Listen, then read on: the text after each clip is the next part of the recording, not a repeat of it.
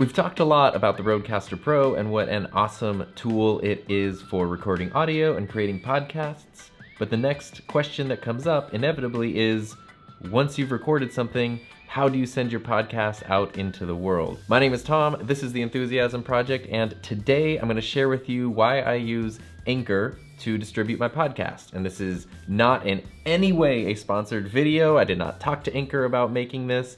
It's just a thing that I use. I'm just a guy that uses Anchor, and I like it, and it's very helpful, and people have asked this question, so I wanted to share it with you. Why on earth would you want to use a service like Anchor instead of just distributing your podcast yourself?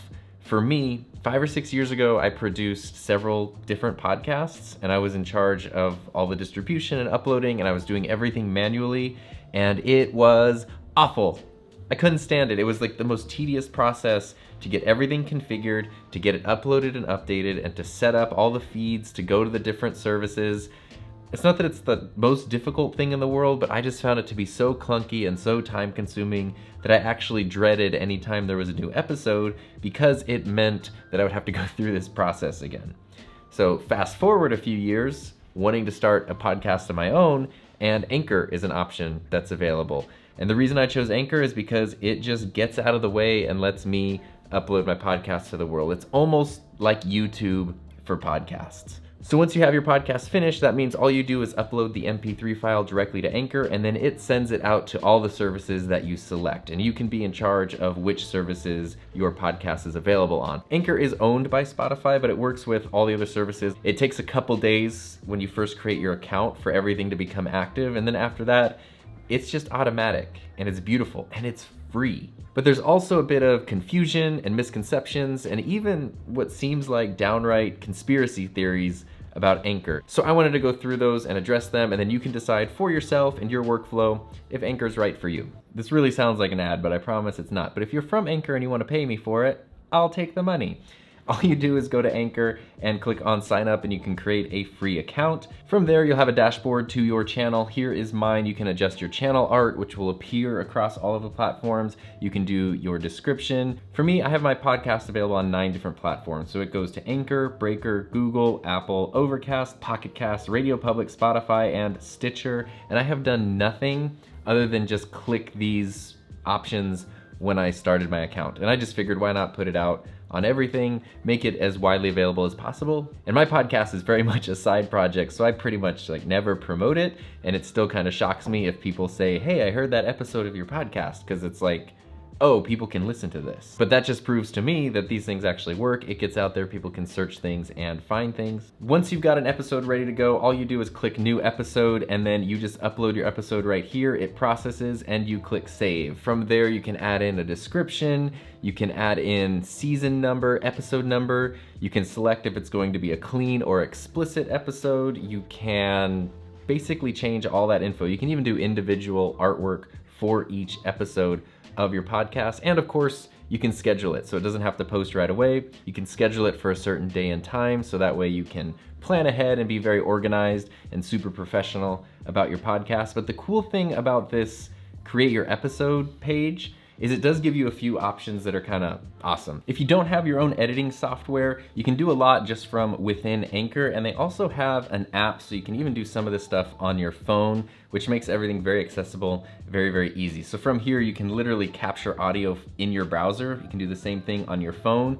You can even bring in guests. So if you wanted to do an interview, you could do it that way. The coolest thing I think though is that you can do messages. So if you click on messages, people can go to your Anchor page, click on leave a voice message, and they can just, through their phone or whatever, just leave a message for you, kind of like a voicemail, and then you can listen to it, but you can bring it in to a future episode. And one of my favorite things to do, ouch, when I'm recording is I just connect my computer to the back of the Rodecaster Pro, and if I want to include a listener message, I just say, hey, we talked about this last week and this person had an idea, so here's, so-and-so's message, and then I just play it, listen to it on the Rodecaster, it records directly into the podcast, and then I can upload that as a new episode. You can click on individual episodes and you can see the analytics for those episodes. Look at this beautiful chart here. It's like the back end of a roller coaster. There is even a money tab, and if you go there, you have the option to use sponsorships, listener support, different ways to make money with your podcast. There's no threshold to this. You can start right away, and then basically every impression of an ad or an Anchor sponsorship gets you money. Now, for the last part of this video, I want to address where a lot of the confusion comes from with Anchor, which is the terms of service. So I am not a lawyer, I'm not an expert, I've been using it for a couple of years, I have had 0 issues, but I just want to show you directly from Anchor's website, their terms of service, so you can kind of see some of the more tricky areas that people have been dealing with. Anytime you create an account, you're automatically agreeing to these terms of services, so it's a good idea for you to read through them thoroughly on your own. They're actually not crazy long compared to like iTunes or something, so it's pretty digestible, and they have little summaries throughout to help you understand what's happening.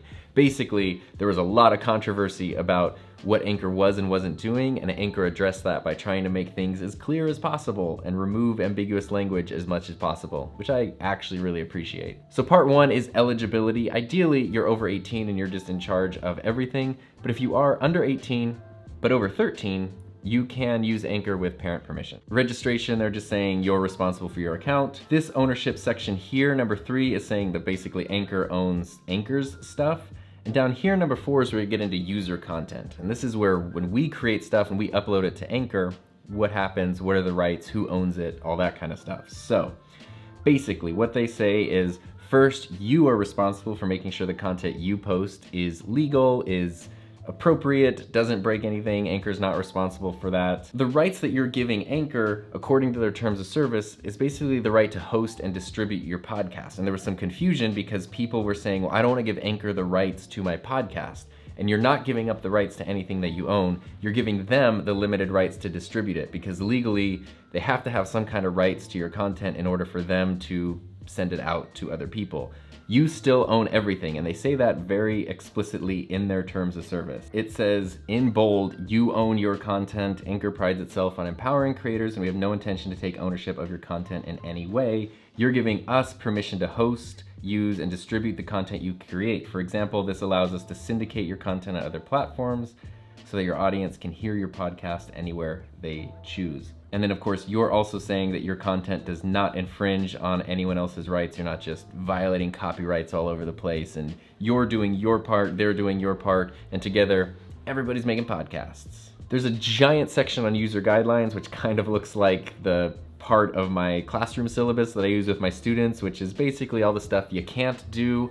If it's illegal or terrible or in super bad taste, don't do it. Kind of just like with YouTube or any other online platform like this. The monetization section, number 9, kind of goes over what we talked about, how it works, the different ways you can make money, who's eligible, who's not, how payment works, when you get paid, how you get paid, all of that sort of stuff. And then they go into account termination and arbitration and more serious things. That's beyond me. Nothing I do is gonna go into that. Hopefully nothing you do is gonna go that seriously. Essentially, if you just wanna upload a podcast and not have to deal with all of the feeds and everything manually yourself, Anchor works great. I think there are other services that do similar things. I've been using Anchor for over 2 years, just about 2 years, and I love it. It works wonderfully. It maintains audio quality. I've never had a single complaint, and I've never had a single issue. And in conjunction with the Rodecaster Pro, I can finish recording a podcast and have it uploaded to Anchor within 5 or 10 minutes and scheduled and ready to go, which is about the simplest workflow I can imagine. Now again, I'm not a lawyer or even a professional podcaster. I'm just a guy who uses Anchor, and I wanted to explain to you why that service works really well with me. Might not be perfect for you depending on your needs, and maybe there's something I even missed in here, something I overlooked that's really important where it's like, oh my gosh, why are you using that? I don't think so, but if there is, I definitely love to hear about that so that we're all as informed as possible. So I hope that's helpful and useful information, especially since so many of us have been starting podcasts lately. It almost seems like it's a legal requirement in some ways. And actually, it reminds me, do you know what a group of dolphin actors is called? A podcast. Because a group of dolphins is a pod, and they're like a cast of actors.